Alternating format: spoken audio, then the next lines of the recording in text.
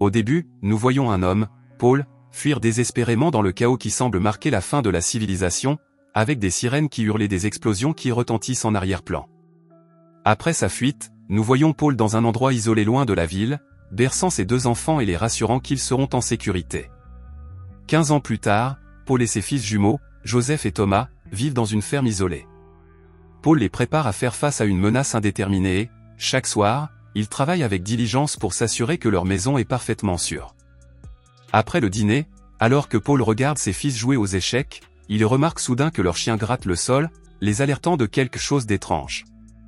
Thomas descend rapidement voir ce qui se passe, mais soudain, on frappe fort à la porte, ce qui le fait sursauter.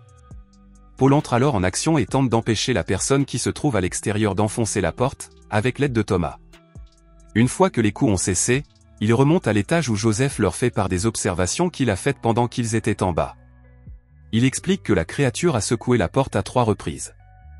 La première secousse a duré 10 secondes et semblait être une répétition, la deuxième a duré 20 secondes et semblait être une tentative réelle d'entrée, et la dernière secousse n'a eu lieu qu'une seule fois, peut-être par frustration. Le lendemain, Paul s'approche, regardant une voiture proche, et demande à Joseph s'il veut bien lui montrer ce sur quoi il a travaillé. Joseph explique qu'il n'arrive pas à la faire démarrer, mais qu'une fois en marche, elle sera d'une grande aide pour le travail à la ferme.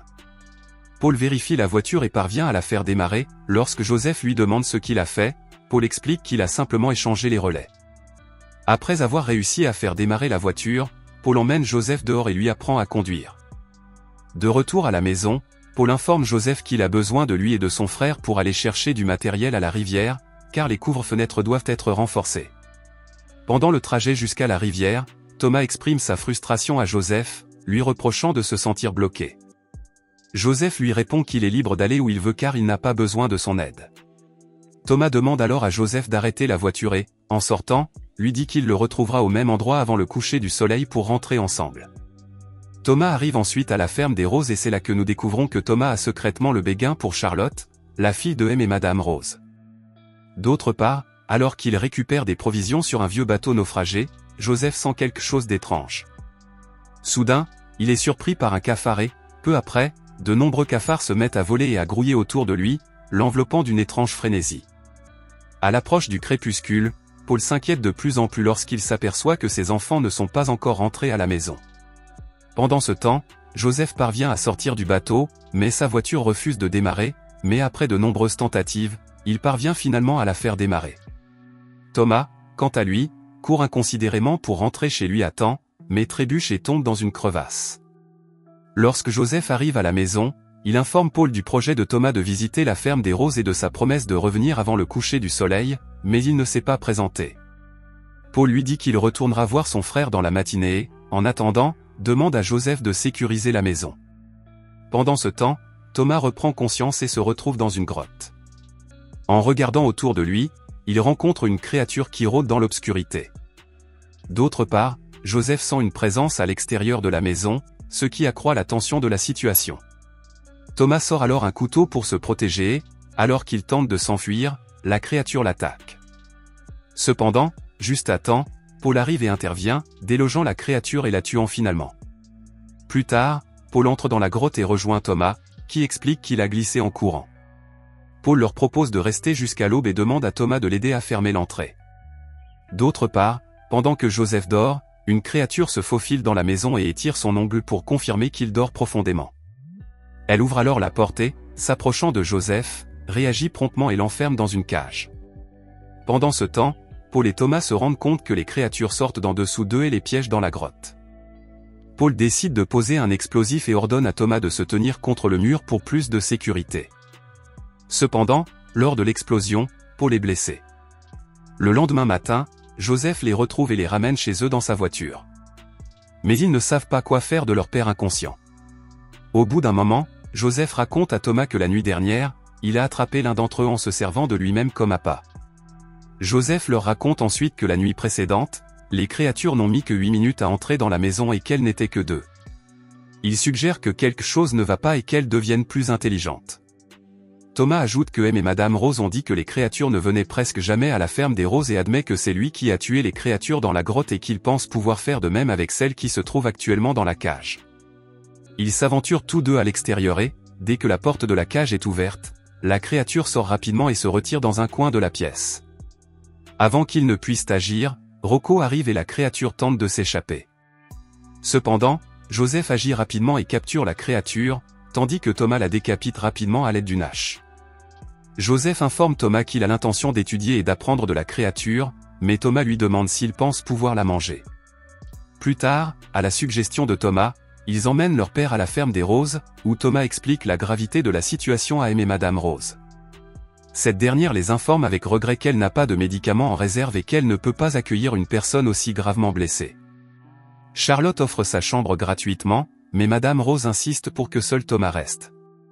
Lorsque Thomas s'approche de lui, Joseph exprime son indifférence, disant qu'il n'assume aucune responsabilité et qu'il fera ce qu'il veut, quelles que soient les conséquences. Cependant, il s'arrête et s'éloigne de Joseph. Joseph rentre chez lui avec Paul et s'inquiète lorsqu'il remarque que le sol est creusé devant leur maison.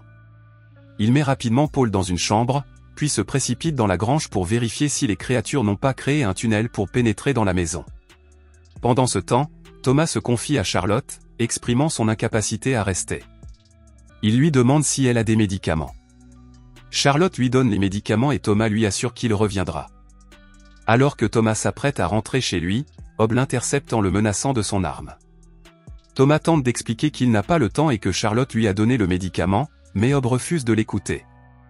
Pendant ce temps, Joseph découvre un trou caché sous un tapis dans la cuisine, suggérant un point d'entrée potentiel pour les créatures.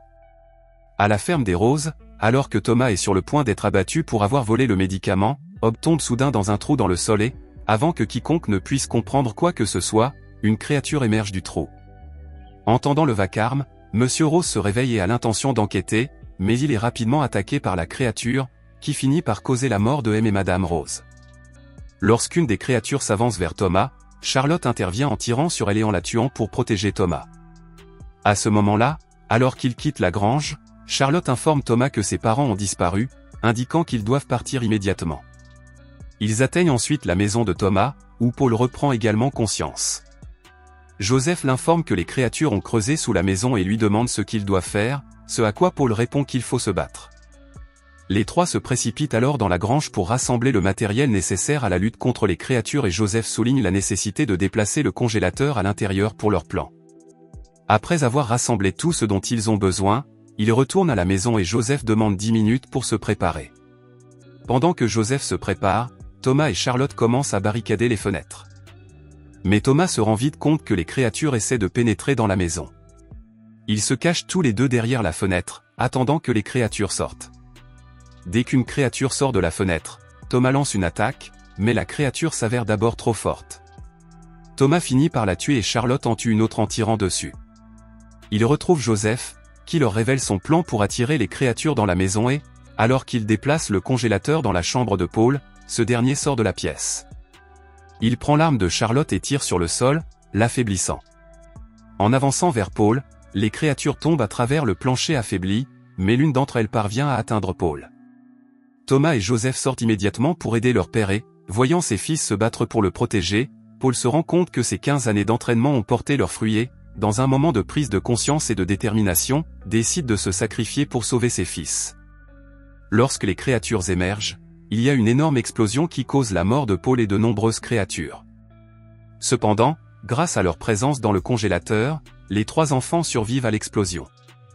Le lendemain matin, Thomas, Joseph et Charlotte rendent hommage à leurs parents. Ils partent ensuite à la recherche d'une nouvelle ferme, accompagnés de leurs fidèles chiens qu'ils avaient gardés en sécurité dans la grange.